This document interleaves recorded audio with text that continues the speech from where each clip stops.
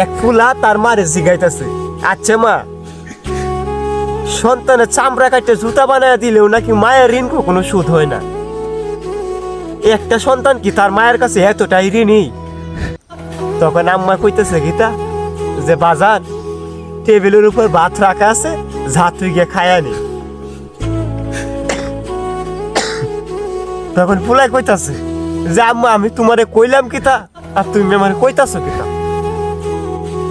মানে ফুলাই বা না দোষ এটা কইতে গেব ওরে।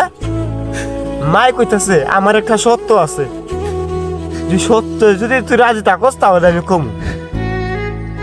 কয় কিতা কম? যে টেবিলের উপরে ভাত রাখা আছে, এই ভাতগুলা যদি মাইকে আজকে তুই আমার মুখে খাওয়াই দেস তাহলে তোর প্রশ্নের উত্তর পাইয়া যাবি। আবারও পোলা কইতে লাগলো যে আম্মা তোমার আমি কইলাম কিতা আর তুমি আমার কইতাছ কিতা? কয় হ বাজান, তুই এই ভাতগুলা মাইকে যদি আমার খাওয়াই দেস তাহলে তোর প্রশ্নের উত্তর পাইয়া যাবি। তাহলে সন্তান প্রথমবারের মতো ভাত মাখাইয়া মায়ের মুখে তুলে দিছে। প্রথমবার ভাতটা খাইয়া মাই জিগাইতেছে, আচ্ছা বাজান ওই যে গাছের আগে বসে আছে এটা কি? তখন ফুলাই কইতাছে, কেন ভাই এটা তো খাওয়া। পরে দ্বিতীয়বারের মতো মায়ের মুখে আবার ভাত তুলে দিছে।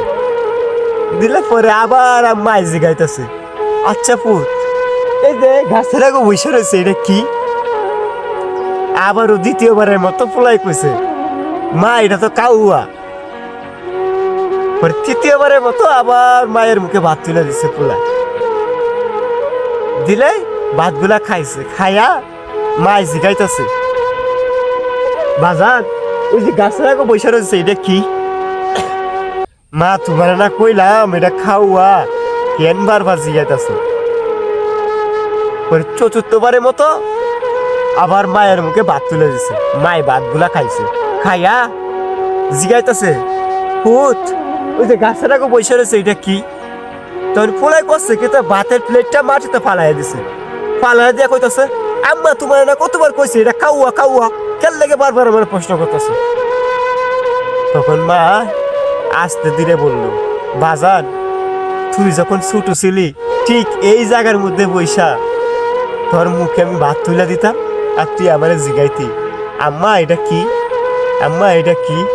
তুই মাত্র আমার মুখে 4 বার ভাত তুলে দিছিস, 5 বারে ভাত মুখে দিতে পারি নাই। এর আগে ভাতের তালা তুই রাগ হইয়া ফালাইয়া দিছিস।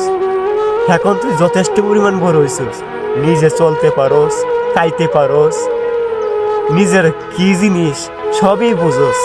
আর তোরে বড় করতে গিয়া আমার জীবনের 4-5টা বছর নষ্ট হয়ে গেছে। তোরে ওইটুকু ভাত খাওয়ানোর জন্যে কতগুলা প্রশ্নের যে উত্তর দিছি এটা তুই এখন বুঝবি না। যেদিন তুই বাবা হইবি সেদিন তুই বুঝতে পারবি। দয়া করে কেউ মা বাবার মনে কষ্ট দিবেন না। মা বাবার মতো আপন কেউ হইতে পারে না। একটা সন্তানকে বড় করতে কতটুকু কষ্ট যে করে একমাত্র বাবা মাই ভালো করে জানে। ভালো থাকুক সকলের বাবা মা।